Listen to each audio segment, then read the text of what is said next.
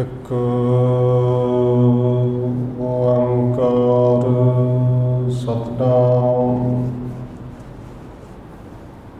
करता पुरख निरभउ निर्वैर अकाल मूरत अजूनी सैभं गुर प्रसाद जेता जियो पिंड सब तेरा तू अंतर जामी पुरख भगवान दासन दास कह जन नानक जिहा तू कराहे तिहा हूँ करी वखियान सो कहो टल गुर सेविया अहनस सहज सुभाए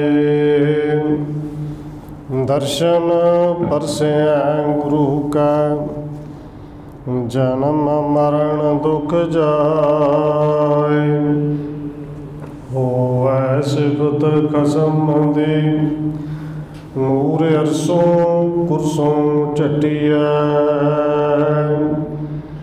तो डिठे सच्चे पातशाह मल जन्म जन्म दे कटिया सज्जन सच्चा पातशाह सिर शाम दे शाम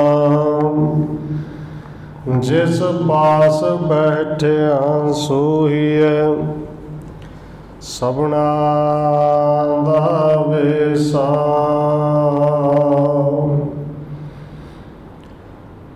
वाहिगुरु साहिब जी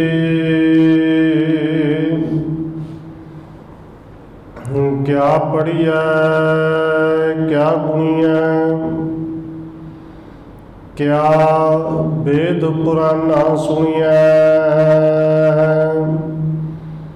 पढ़े सुने क्या हुई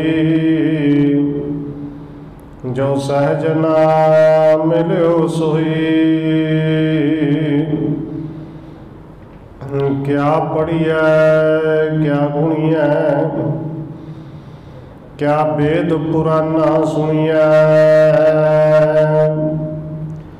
पढ़े सुने क्या हुई जो सहज न मिले हो सोई हर का नाम न जपस गवारा क्या सोचे बारंबारा रहाओ अंधियारे दीपक चाहिए एक बस्त अगोचर लहिया बस्त अगोचर पाई काट दीपक रहा समाई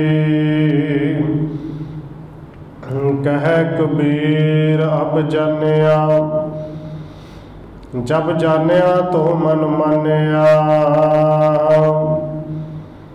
मन माने लोग ना भतीजै ना भतीजै तो क्या कीजै कह कबीर अब जानिया जब जानिया तो मन मानिया मन माने लोग ना भतीजै ना भतीजै तो क्या कीजै वाहिगुरु जी का खालसा वाहिगुरु जी की फतेह। परम सम्मानयोग सतगुरु चवर छत्र तखत दे मालक हाजरा हजूर जहरा जहूर शब्द गुरु जुगों जुग अटल सतगुरु धन श्री गुरु ग्रंथ साहिब महाराज सच्चे पातशाह जी की पावन पवित्र हजूरी अंदर जुड़ बैठे सतसंगी जनों, आप जी बड़े भागा वाले हो जो सत्कारयोग धन माता राजकौर जी के पावन अस्थान गुरुद्वारा मंची साहिब विखे अमृत वेले दे दीवाना दियां हाजरियां भर रहे हो। नितनेम दी बाणियां तो उपरंत आसा की वार शब्द कीर्तन के नाल आप जी संग पा रहे सवाओ। रोजाना की तरह सतगुरु के बख्शिश किए हुए पावन हुक्म के विचार के नाल सांझ पाउण तो पहला असीस बख्शिश करो जी। रसना करो पवित्र, जितने भी जुड़ बैठे हो लवाओ हाजरी आखो जी। वाहिगुरू जी का खालसा, वाहिगुरू जी की फतेह। क्या पढ़िया क्या गुणिया, क्या वेद पुराना सुनिया। राग सोरठ बाणी भगत कबीर जी की सिरलेख हेठ बाबा कबीर जी का पावन बचन अंक नंबर 655 ਅਤੇ 656 ਦੇ ਉੱਤੇ ਸੁਭਾਈਮਨ ਹੈ। बाबा कबीर जी ने अज दे इस पावन हुक्म राही जो सानू उपदेश दिता है कि एक वो जो पढ़े लिखे होने का माण करते हैं कि पढ़ाई इन्नी विद्या इन्नी, और बाबा कबीर जी ने अज जो समझाया कि पढ़ना या लिखना ये माड़ा नहीं, पढ़ना चाहिए, पढ़ाई वध तो वध हासिल करनी चाहिए है। पर नाल एक सानू उपदेश दिता है कि वो पढ़ाई का लाभ की पई, जो पढ़ भी लिया, विचार भी लिया, समझ भी लिया, पर उस मुताबक अपने जीवन नूं नहीं ढालिया। वो पढ़ाई अपने जीवन दे विच लै के नहीं आया कि सिर्फ जे ते लोकां नूं सुनाउण वास्ते पढ़िया है। तो बाबा कबीर जी ने जिहड़ा पावन वचन किया है, क्या पढ़ी है क्या गुणी है, कि किसी ने बाबा कबीर जी नूं क्या सी पढ़ लिया करो, कुछ सुन लिया करो। और वैसे तो ਜਿਹੜੇ इलाके ਦੇ ਵਿੱਚ बनारस ਦੇ ਵਿੱਚ बाबा कबीर जी ਨੂੰ ਉੱਥੇ तो उन्होंने इजाजत ही नहीं सी कुछ पढ़न लिखन की, खास करके धार्मिक ग्रंथ पढ़ ही नहीं सुन सकते कि तुसी नीवीं जात हो। और उस पढ़े हुए विद्वान नूं, पंडित नूं बाबा कबीर जी कहते फिर तुहाडी पढ़ाई का भी की फायदा, इवें तो पढ़न का लाभ भी की है। क्या पढ़ी है क्या गुणिया, गुणिया का अर्थ सुनना, गुणिया का अर्थ विचारना, कि पढ़ के विचार तो करनी चाहिए है, और उस विचार का भी कि पैदा जो पढ़ के विचार के उस मुताबिक चलिया फिर नहीं। पढ़िया तो जरूर कि बोली है सच धर्म झूठ ना बोली है, उनके ते विचार तो जरूर किते पर झूठ चली। तो बाबा कबीर जी इस पढ़ाई को कहते हैं भाई फिर की फायदा है। क्या पढ़ी है क्या गुणिया, क्या वेद पुराना सुनिया। वेद ब्राह्मण वाद विच रचे हुए 4 वेद, वैसे वेद का अर्थ होंदा पढ़ाई, धार्मिक ग्रंथ। उन्हें वेदा पुराणा का सुनने का की लाभ भाई जो उस मुताबिक चलने ही नहीं। हुण बाबा कबीर जी ना तो इत्थे वेदा पुराणा नूं माड़ा कह रहे हैं ते ना ही पढ़ाई लिखाई नूं माड़ा कह रहे हैं, क्योंकि सतगुरु जी ने पावन वचन कहे ने कि वेद कतेब कहो मत झूठे, झूठा जो ना विचारे। झूठा तो जिहड़े इन्हां दे विचार सही ढंग नाल करदे ही नहीं, इन्हां दे मुताबिक चलदे ही नहीं। हुण इवें दी पढ़ाई बाबा कबीर जी कहते हैं पढ़े सुने क्या हुई, जो सहज न मिले सोई। पढ़ना से सुनना से इस करके कि अंदर शांति आवे, अंदर सहज आवे, अंदर ज्ञान टिक जाए। पर जे अंदर सहज आया ही नहीं, वो ज्ञान अपने अंदर टिकाया ही नहीं, फिर पढ़े दा, विचारे दा, सुने दा लाभ की।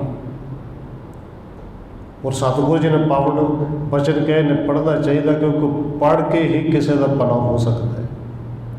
पर वो कौन पढ़िया होया है?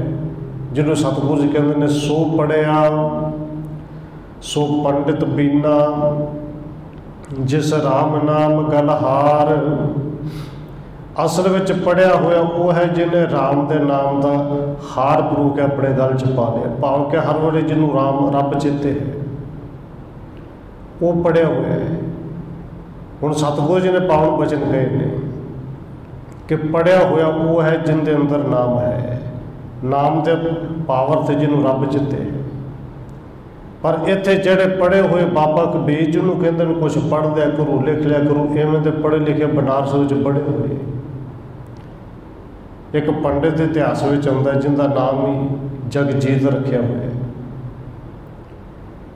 कि बहुत ग्रंथों का ज्ञाता है, पढ़िया लिखा है, विद्वान है। और पढ़ के बाद विच विचार चर्चा भी करता रहा। कहा जाता है कि 500 तो वध पंडितों को उन्हें हराया सी, विद्वान पंडितों। और पढ़ाई का हंकार इन्ना आ गया सी कि वो पढ़ाई के नाल हुण चर्चा जिथे भी रखता, वाद विवाद करता है। और उत्थे एक शर्त रखता है कि जे मैं हार गया अपनी सारिया पोथियां तुहानूं दे देंगा।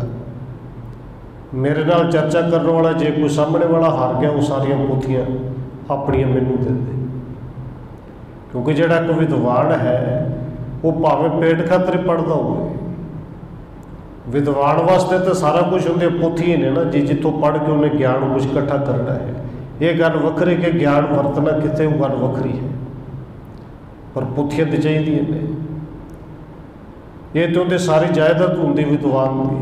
पर उन्हें शर्त रख दी तो कले इन्नी नहीं, हारने वाला पोथियां भी दे के जाए, अपने तन के कपड़े भी सारे ला के जाए, सिर्फ एक तेड़ धोती रखनी है, लंगोटी, पूरी धोती भी नहीं करनी, लंगोटी,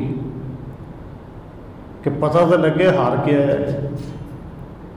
500 पंडितों को हराया, नाम जगजीत रख लिया कि मैं सारे जगत को जितना है।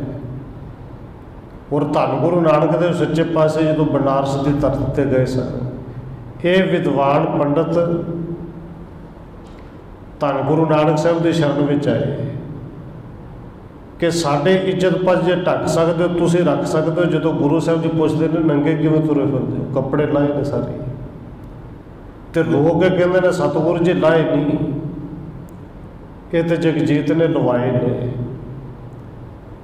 ज्ञान इन्ना है चर्चा करके हरा देता है। ये हजे गुरु साहब के चरणों के विच अरदास बेनती करते सन, जगजीत भी उत्थे पहुँच गया। और हंकार में मत्या हुए से धन गुरु नानक साहब जी को कहता भी तू कौन है, तू विद्वान है, कितों आया है? क्योंकि जिंदे अंदर हंकार उनकी बोलबाणी फिर इस तरह की है। जे विद्वान है तो मेरे नाल चर्चा कर, बहस कर। क्योंकि दो तरह के विद्वान ने, एक तो उन्हें जेडे परोपकारी होंगे ने, विद्या विचारी तो परोपकारी, एक वो होंगे ने कि जेडे केवल वाद विवाद करते हैं। पर गुरु साहब ने पावन वचन कहे ने कि खोजी उपजै बादी बिनस है, उन्होंने नाश होना पक्का होता है। जिन्होंने ज्ञान इस करके इकट्ठा किया कि वाद विवाद करना है। धन गुरु नानक साहब जी निम्रता इन्नी है, उस जगजीत को कहते पाए से तेरे नाल विवाद नहीं करना, बहस नहीं करनी, चर्चा नहीं करनी। क्यों तू पढ़िया लिखिया, तू विद्वान है, साढ़े को कड़ी विद्वता है, असीं तो कुछ जानते ही नहीं।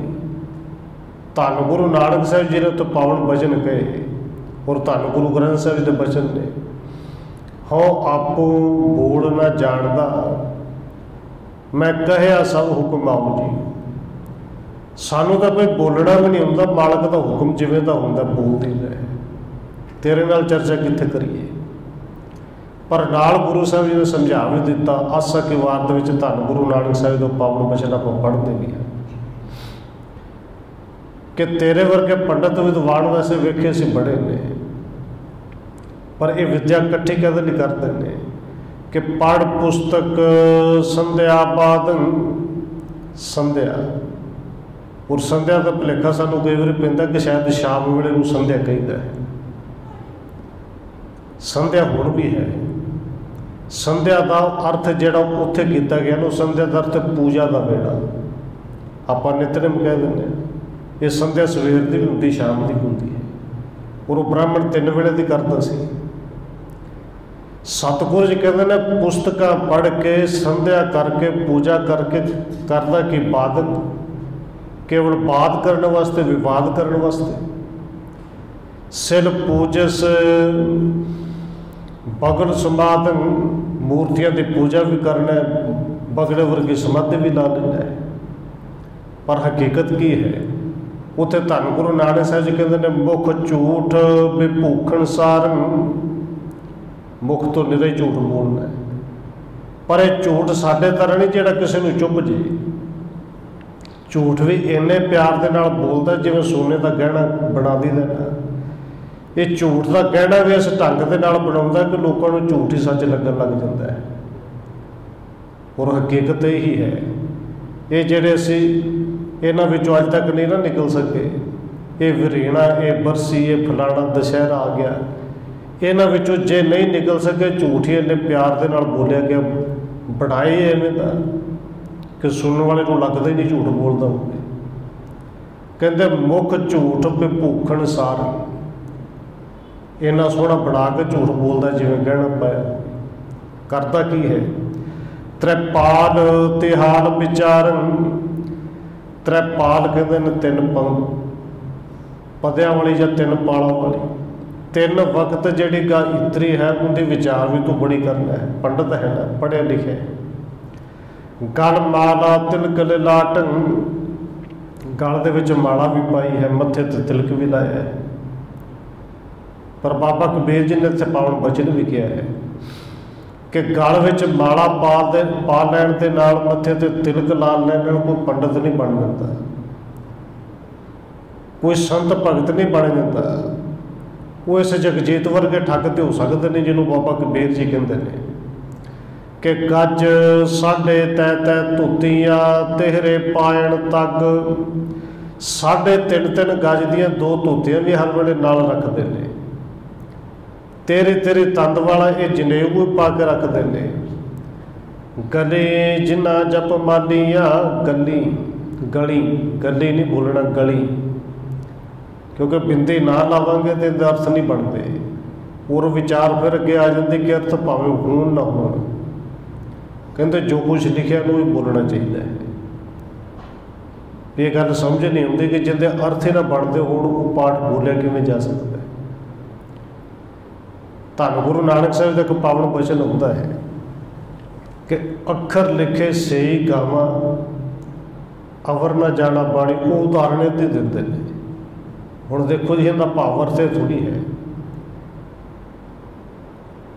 अखर तो देखो अंग्रेजी दे विच कई बार भावें अंग्रेजी दे बारे नहीं बहुता पता, पर जो पढ़ाया जाता पहली क्लास से शुरू से BORN की पढ़िया जाता बोर्न, पर जदों वो समझ लगती है, व्याकरण समझ लगती है कि नहीं इहदी ग्रामर के मुताबिक अर्थ बोले ही नहीं जाना,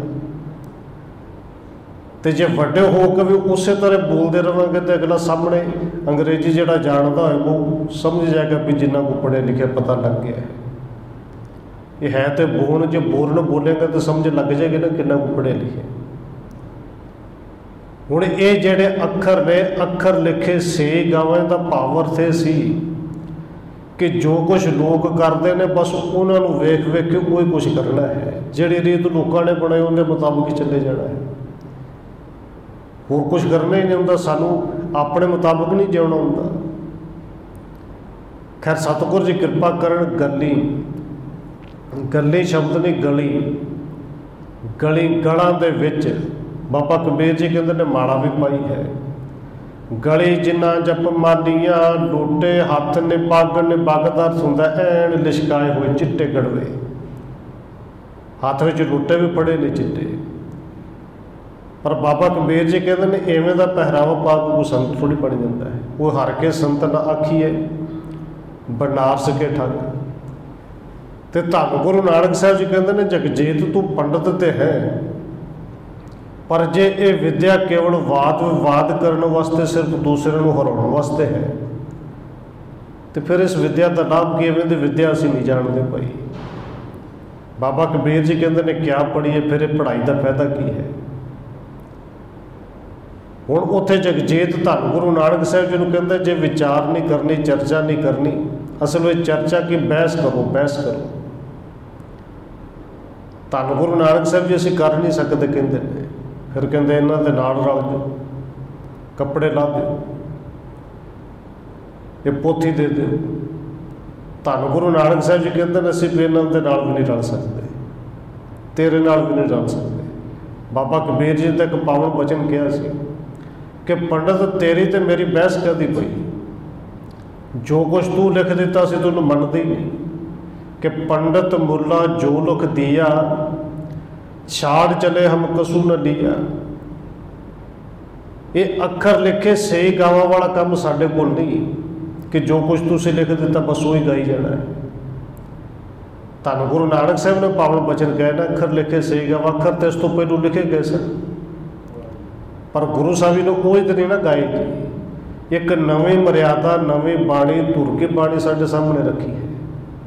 ਇਹਦਾ ਭਾਵ ਅਰਥ ਇਹ ਸੀ ਕਿ ਜੋ ਕੁਛ ਤੁਸੀਂ ਕਰਦੇ ਹੋ, ਜੋ ਕੁਛ ਅਸੀਂ ਵੇਖ ਰਹੇ ਹਾਂ, ਜੋ ਕੁਛ ਅੱਜ ਕਿਹਾ ਜਾਂਦਾ, ਜੋ ਵੱਡੇ ਵਡੇਰੇ ਕਰਦੇ ਆਏ ਨੇ ਜੀ।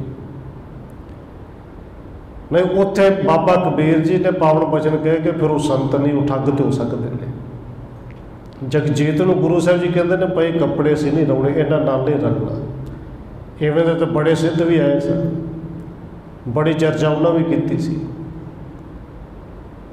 ਫਿਰ ਇਹ ਪੋਥੀ ਦੇ ਦੇ, ਔਰ ਸਤਿਗੁਰ ਜੀ ਕਹਿੰਦੇ ਨੇ ਪੋਥੀ ਧੁਰ ਕੀ ਬਾਣੀ ਹੈ ਭਾਈ, ਇਹ ਤੇਰੀ ਸਮਝ ਵਿੱਚ ਆਉਣੀ ਨਹੀਂ, ਕਿਉਂਕਿ ਤੂੰ ਸਮਝਦਾ ਜ਼ਿਆਦਾ ਹੈ, ਔਰ ਸਮਝੇ ਹੋਏ ਨੂੰ ਹੋਰ ਸਮਝਾਉਣਾ ਔਖਾ ਹੁੰਦਾ ਹੈ। ਸਮਝ ਤੇਰੇ ਕੋਲ ਜ਼ਰੂਰ ਹੈ, ਪਰ ਇਸ ਸਮਝ ਨੂੰ ਤੂੰ ਆਪਣੇ ਅੰਦਰ ਲੈ ਕੇ ਆਇਆ ਨਹੀਂ। ਇਹ ਪੜ੍ਹਿਆ ਤੂੰ ਜ਼ਰੂਰ ਹੈ। ਗੁਰੂ ਸਾਹਿਬ ਜੀ ਉੱਥੇ ਪਾਵਨ ਬਚਨ ਕਹਿੰਦੇ ਨੇ ਕਿ ਅੰਤਰ ਕਪਟ ਉਧਰ ਭਰਨ ਕੈ ਤਾਈ, ਪਾਠ ਪੜ੍ਹੈ ਗਵਾਰੀ। ਉਧਰ ਭਰਨ ਕੇ ਤਾਈ, ਤੂੰ ਕੇਵਲ ਢਿੱਡ ਭਰਨ ਵਾਸਤੇ ਪੜ੍ਹਿਆ ਨਾ, ਸਾਰਾ ਕੁਛ ਪੜ੍ਹ ਰਿਹਾ ਤੇ ਹੋਰ ਪੜ੍ਹੇਗਾ। ਔਰ ਸਤਿਗੁਰੂ ਜੀ ਮੂਰਖ ਗਵਾਰ ਕਹਿੰਦੇ ਨੇ। ਹੁਣ ਸਤਿਗੁਰੂ ਜੀ ਨੇ ਕਿਰਪਾ ਕੀਤੀ, ਉੱਥੇ ਜਗਜੀਤ ਨੂੰ ਕਹਿੰਦੇ ਨੇ ਜੇ ਤੂੰ ਬਹਿਸ ਹੀ ਕਰਨੀ ਹੈ ਨਾ, ਕੁੱਤੇ ਨਾਲ ਕਰ ਲੈ ਪਈ। ਔਰ ਸਾਖੀ ਦੇ ਮੁਤਾਬਕ ਕੁੱਤਾ ਵੀ ਦੱਸਿਆ ਜਾਂਦਾ ਸੀ ਕਿ ਮਰਿਆ ਹੋਇਆ ਕੇਵਲ ਹੱਡੀਆਂ ਪਈਆਂ ਸੀ। ਕਿ ਐਡਾ ਵਿਦਵਾਨ ਆਪਣੇ ਆਪ ਨੂੰ ਸਮਝੇ 500 ਪੰਡਤਾਂ ਨੂੰ ਹਰਾਉਣ ਵਾਲਾ। ਔਰ ਗੁਰੂ ਸਾਹਿਬ ਜੀ ਕਹਿੰਦੇ ਨੇ ਜੇ ਬਹਿਸ ਕਰਨੀ ਤੇ ਕੁੱਤੇ ਨਾਲ ਕਰ ਲੈ। ਬੜਾ ਗੁੱਸੇ ਵਿੱਚ ਆਇਆ। ਗੁਰੂ ਸਾਹਿਬ ਜੀ ਫਿਰ ਹੱਸ ਕੇ ਕਹਿੰਦੇ ਨੇ ਕਿ ਪੰਡਤ ਜੀ ਗੁੱਸਾ ਨਾ ਕਰੋ, ਕੋਈ ਗੱਲ ਨਹੀਂ, ਤੁਹਾਡਾ ਹੀ ਭਰਾ ਹੈ। ਹੁਣ ਇੰਨੀ ਗੱਲ ਸੁਣ ਕੇ ਗੁੱਸਾ ਕਿੱਥੇ ਕਾਬੂ ਵਿੱਚ ਆਵੇ ਕਿ ਇੱਕ ਮਰਿਆ ਹੋਇਆ ਕੁੱਤਾ ਉੱਤੋਂ ਕਹਿੰਦੇ ਨੇ ਮੇਰਾ ਭਰਾ ਹੈ। ਮੇਰਾ ਭਰਾ 500-550 ਪੰਡਤਾਂ ਨੂੰ ਹਰਾਉਣ ਵਾਲਾ ਸੀ। ਔਰ ਉੱਥੇ ਕਿਹਾ ਜਾਂਦਾ ਕਿ ਸਤਿਗੁਰੂ ਜੀ ਨੇ ਕਿਰਪਾ ਕੀਤੀ, ਚਰਨ ਜਿਹੜਾ ਸੀ ਉਹਨਾਂ ਹੱਡੀਆਂ ਨਾਲ ਸਪਰਸ਼ ਹੋਇਆ ਤੇ ਉਹਨਾਂ ਦੇ ਵਿੱਚੋਂ ਆਵਾਜ਼ ਆਈ ਕਿ ਜਗਜੀਤ ਇਹਨਾਂ ਦੇ ਚਰਨ ਫੜਦਾ ਜੇ ਬਚਣਾ ਹੈ। ਕਿਉਂਕਿ 550 ਪੰਡਤਾਂ ਨੂੰ ਮੈਂ ਵੀ ਹਰਾਇਆ ਸੀ। ਇੱਕ ਮਹਾਂਪੁਰਸ਼ ਮੈਨੂੰ ਵੀ ਇਸੇ ਤਰ੍ਹਾਂ ਮਿਲਿਆ ਸੀ ਕਿ ਜਦੋਂ ਚਰਚਾ ਕਰਨ ਵਾਸਤੇ ਮੈਂ ਬਾਰ-ਬਾਰ ਗਿਆ ਤਾਂ ਉਹਨੇ ਕਹਿ ਦਿੱਤਾ ਸੀ ਕਿ ਕੁੱਤੇ ਦੀ ਤਰ੍ਹਾਂ ਬਕ-ਬਕ ਨਾ ਕਰ, ਪਿੱਛੇ ਹੋ ਜਾ। ਤੇ ਜੇ ਚਾਹੁੰਦਾ ਕਿ ਇਹ ਕੁੱਤੇ ਦੀ ਜੂੜ ਨਾ ਭੁਗਤਣੀ ਪਵੇ ਤਾਂ ਹੁਣ ਹੀ ਚਰਨ ਫੜਦਾ ਹੈ। ਕਿਉਂਕਿ ਸਤਿਗੁਰੂ ਜੀ ਨੇ ਪਾਵਨ ਬਚਨ ਕਹੇ ਨੇ ਬਾਣੀ ਦੇ ਵਿੱਚ, ਇਵੇਂ ਦੇ ਪੰਡਤ ਬੜੇ ਵਿਦਵਾਨ ਆਏ ਜਿਹਨੂੰ ਸਤਿਗੁਰੂ ਜੀ ਕਹਿੰਦੇ ਨੇ ਕਿ ਪੜ੍ਹ ਪੰਡਤ ਮੁਨੀ ਥਾਕੇ। ਹੁਣ ਜਿਹੜਾ ਰਾਵਣ ਹੈ ਉਹਨੂੰ ਕਿਤੇ ਘੱਟ ਪੰਡਤ ਮੰਨਿਆ ਜਾਂਦਾ ਜੀ। ਮੰਨਿਆ ਜਾਂਦਾ ਨਾ 4 ਵੇਦਾਂ ਦਾ ਗਿਆਤਾ ਸੀ ਔਰ ਕੰਠ ਯਾਦ ਸਨ,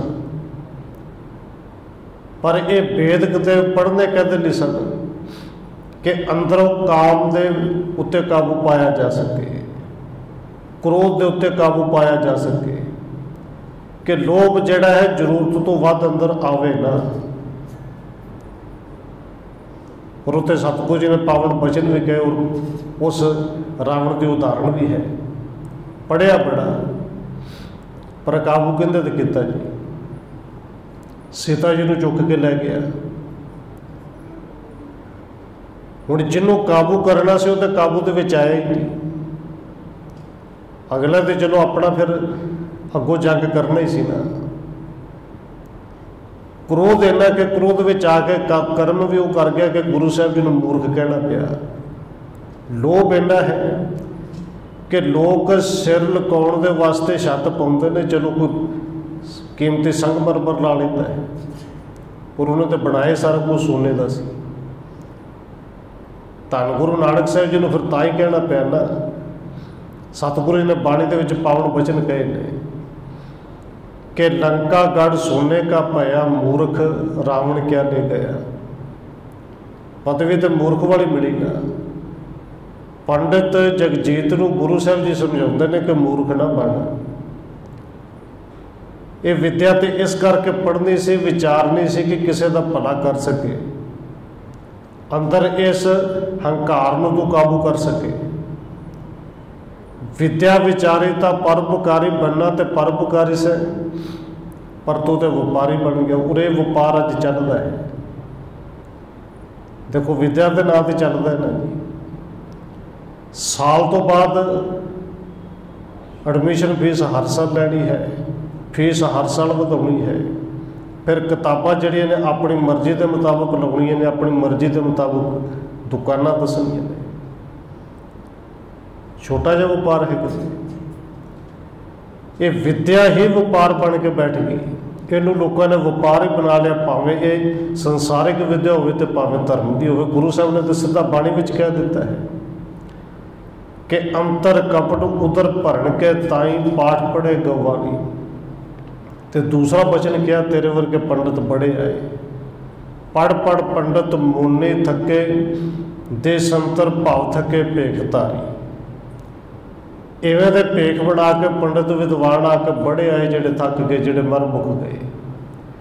हुण इत्थे सतगुरु जी ने पावन वचन जेडे बाबा कबीर जी ने कहे ने, इत्थे पढ़ाई के खिलाफ नहीं कि पढ़ना तो चाहिए, पर जे पढ़ के परोपकारी नहीं बनया, वो पढ़ाई वाला ज्ञान अपने जीवन के विच लैके ही नहीं आया, अंदरों हंकार गया ही नहीं।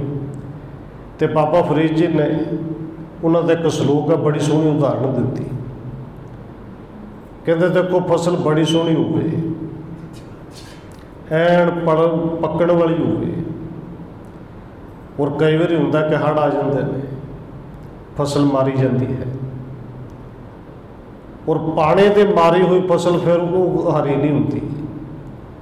हाले सोके नाल माड़ा मोटा सोका लग जाए, पानी थोड़ा जिहा समा पहलों लग जाए तो कुछ ना कुछ बचाव हो सकता है। पर पानी से मारी हुई फसल भावें फिर बाद चूँ सुकाओ तो भावें पानी में दोबारे डूबी जाओ, पानी से मारी हुई दोबारे हरी नहीं होती।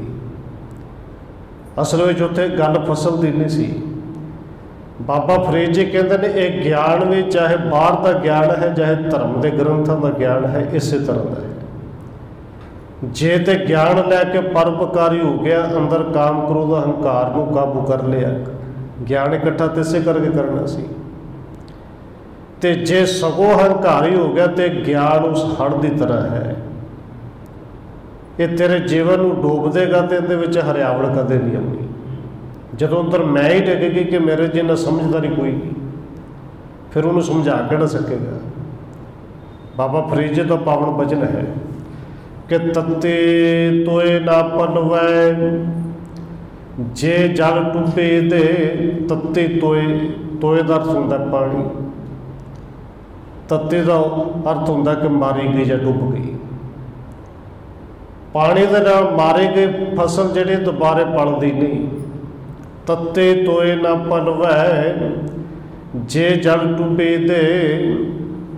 उत्थे बाबा फरीद जी कहते हैं, फरीदा जो डोहा गुण रब दे, चूरिंदे झूरे ज्ञान जिन्ना मर्जी आ जाए, जे नाम ने जे उस ज्ञान को जीवन में धारण नहीं किया है वो दुहागण ही, वो सुहागण हो ही नहीं सकती। क्योंकि चोला भी धर्म वाला पाया है, अपने आप को धर्मी समझी भी जाता है,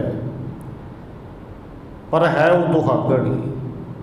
और ऐसे दुहागण का जीवन जेड़ा बाबा फरीद जी कहते चुर चुर के मरता है, उनके अंदर हरियावल फिर कदे आ ही नहीं सकती। ये ज्ञान माड़ा नहीं, पर जे ज्ञान के मुताबिक चलिया नहीं, ये ज्ञान फिर तेरे लिए जेड़ा 84 लाख का गेड़ उन्हें खड़ा कर देना है। बाबा कबीर जी ने अज ही कुछ समझाया भी इवें दे फिर पढ़ाई का की फायदा, क्या पढ़ी है क्या गुणी है, क्या वेद पुराना सुनिया, कहते ने पढ़े सुने क्या हुई, भी पढ़ सुन के फिर हो के जाएगा जे उन्होंने विचारना ही नहीं, विचार भी लिया जो उस मुताबिक चलना ही नहीं। पढ़े सुने क्या हुई, जो सहज न मिली उस हुई। पढ़ना से, विचारना से, सुनना से, इस करके के अंदर सह जा सके, ये ज्ञान अंदर टिक सके।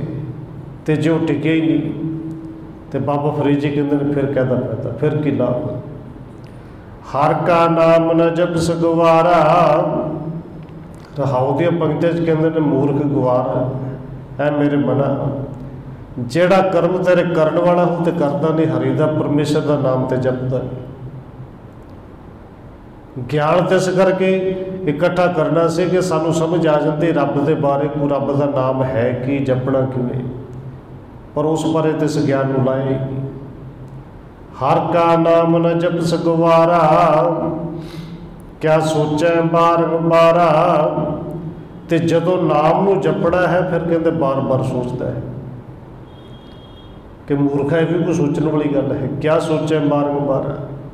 हम कई बार उदाहरण देते, भुख लगी हो तो फिर बंदा थोड़ी सोचता है, और बहुत ही लगी हो फिर ये भी नहीं सोचता कि खाण वाला कि नहीं खाने वाला, फिर तो जो कुछ आ जाए बस चलने तो मिलना चाहिए है। तो जे अंदर नाम की भुख लग जाए तो सचमुच फिर नहीं सोचता, तो जदों तक भुख लगी नहीं, चाहत पैदा हुई नहीं, फिर तो सोचता है कि चलो नितनम किसी के कहण ते सी शुरू करना पई, चलो कल तो करांगे, और कल कदे भी नहीं आई। कल कदे आई नहीं। बाबा कबीर जी का पावन वचन है कि भी जे समझ लग गई फिर कल तो ना चलनी, क्योंकि कल नहीं आनी, जदों भी आना है अज ही आना है, तो अज भी नहीं बस हुण ही आना है, वर्तमान ही आना है। इस करके बाबा कबीर जी कहते हैं, कबीर काल करे सो आज कर, आज करे सो ताल। जे समझ लग गई अज करना फिर अज तो भी कोई छड्डना होनी शुरू हो। पर इत्थे बाबा कबीर जी कहते हैं, क्या सोचे बारंबारा, और सोचता है क्योंकि मन इस पासे को चलिया नहीं ना। सतगुरु जी ने पावन वचन किया है कि सोचता उस काम के बारे जेडे काम बारे बहुत सुचेत ना होए, कि जिन्हों गुरु साहब जी कहते हैं, नाम के बेला पै पै सोया, बुरे काम को ऊट खलोया, नाम के बेला पै पै सोया। उदों नहीं विचार किए कि काम बुरा करना, हुण सोचा, हुण विचारा। खैर सतगुरु जी इत्थे कृपा करते हैं, रहाऊ दी पंक्तियां ने बाबा कबीर जी, रहाओ अंधियारे दीपक चाहिए। बाबा कबीर जी कहते हैं अंदर हनेरा है, तो इस अंदर के हनेरे को दूर करने वास्ते दीवा तो चाहिए, ज्ञान का दीवा चाहिए है। अंधियारे दीपक चाहिए तो दीवा चाहिए क्यों है जी? कहते एक वस्त अगोचर रही है, इस ज्ञान के दीवे को बाल के एक वो वस्तु प्राप्त करनी है जिहड़ी अगोचर है। अगोचर का अर्थ है कि जितों तक पहुँचा नहीं जा सकता, जिन्हों वेख्या भी नहीं जा सकता।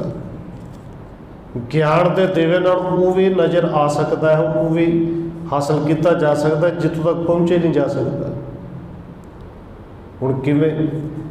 धन गुरु अमरदास सच्चे पातशाह सानू रोज़ समझाते हैं आनंद साहब में कि सवाल सारे का होंदा रब कित्थे है, रब है भी कि नहीं। तो सतगुरु जी कहते हैं सारा संसार रब ही तो है, क्योंकि अंदर दीवा ज्ञान वाला बलिया नहीं ना। तो जदों देवा बन गया बस उदों समझ लगनी कि हर का रूप है, हर रूप नदरी आया, ये संसार सारा ही हरि का रूप है। हुण बाबा कबीर जी कहते हैं देवा चाहिए भाई, वो देवा सानू तो मिल गया, ज्ञान वाला देवा सानू तो मिल गया, सानू तो समझ लग गई। बस ते अगोचर पाई, तो जदों समझ लगी वो अगोचर वस्तु जी पाई नहीं जा सकती उन्होंने भी पा लिया, जी वेखी नहीं जा सकती उन्होंने भी वेख लिया। घट दीपक रहा समाई, तो जे सवाल किया बाबा कबीर जी ज्ञान का दीवा लैके कितों आए जी, तो बाबा कबीर जी कहते भाई तुहाडे अंदर भी है, ये किते बाहर नहीं बस बुझिया पिया है। घट दीपक रहा समाई हर किसी के हिरदे विच है, ये गुरु के ज्ञान के नाल अंदर दे दीवे नूं बाहर आ, ये किते बाहर नहीं है अंदर ही। तो अखीर ते बाबा कबीर जी कहते हैं जदों ये दीवा बन गया, कह कबीर अब जानिया। असल विच बाबा कबीर जी कहते पहलों सानू भी नहीं सी पता कि जो पंडित ने कह दिता उनके पिछे चल पे, जो मुल्ले ने कह दिता उनके पिछे चल पे, पर हुण समझ आई जदों ज्ञान का दीवा बढ़िया, हुण समझ आई कि रब वो नहीं जिहड़ा सानू इन्हां पुजारियों ने दस्सिया होया, रब तो साडे अंदर है। कह कबीर अब जानिया, जब जानिया तो मन मानिया, जदों समझ लगेगी तो मन तो तां ही मनेगा ना, बस समझ लगी जान लिया तो हुण मन भी मन गया कि हाँ रब है। हुण मन भी मन गया कि रब किते आसमान के उत्ते नहीं, रब सब दे विच है, वो सारी कुदरत दे विच है। भावें पढ़ी तो असीं जाने हैं कि बलिहारी कुदरत वसिया, कुदरत तो बलिहार जाइए जिहड़ी कुदरत विचों वसिया होया है, पर बंदे नूं असीं वेखना नहीं चाहुंदे, गुआंढी नूं वेखना नहीं चाहुंदे, उहदा काम क्यों उत्ते चढ़ गया जी। सतगुरु जी हुण किरपा करदे ने, बाबा कबीर जी कहंदे समझ आ गई, मन मन गया, पर नाल कहंदे ने जदों मन मन जे फिर काम सौखा नहीं हुंदा, संसार वाले पासों औखा हो जाता है कि मन माने लोग ना भतीजा है। मुश्किल है कि फिर लोग नहीं खुश होते, और कितने कहते से लोगों को खुश करने का बहुत यतन करने कि कोई गल नहीं, गुरु ने तो खुश हो ही जाना है। एक रुमाला चढ़ावांगे, एक सुखमनी साहब करावांगे, अरदास कर देंगे, भुल मंग लवांगे, खिमा मंग लेंगे, बस गुरु खुश। नहीं सतगुरु जी कृपा करते हैं, बाबा कबीर जी कहते लोग नहीं मनते, तो फिर की करना चाहिए है। बाबा कबीर जी कहते हैं ना भतीजै तो क्या कीजै, पर नहीं मनते ना मन। हुण जे लोग नहीं मनते ना मनन की करिए, साडा तो मन मन गया है, बस जदों मन मन जे गुरु के दसे ते राह ते जिहड़ा सिख चल जे, तो उस मन मन्ने हुए नूं धन गुरु अमरदास जी कहते हैं कि भगतां की चाल निराली। संसार तो चाल बिल्कुल वखरी होंदी, संसार वाले नूं पुट्ठा ही लगता है, संसार के लोगों को सीधी चाल वाला थोड़ी लगता है जी। संसार के लोगों को पुट्ठी चाल वाले लगता है, संसार के लोग तो फिर उन्होंने भूतना भी कह देंगे ने। धन गुरु नानक साहब जी ने भूतना बेताना भी कह दिता, विचारा बंदा भी कह दिता, क्योंकि चाल वखरी ना संसार तो। सतगुरु जी कृपा करन, बाबा कबीर जी ये जो पावन बचन कहते हैं कि कमाउण की हिम्मत भी सतगुरु जी बख्शण कि लोग नहीं मनते पाई ना मन। हुण गुरु की समझ लग गई, गुरु का ज्ञान मिल गया, जो गुरु ने कह दिता उस मुताबिक चलना है। हुई भुलों की खिमा। आओ एक दो मिनट होर रसना के नाल हाजरी लवाइए, फिर समाप्ति है जी। वाहेगुरु वाहेगुरु वाहेगुरु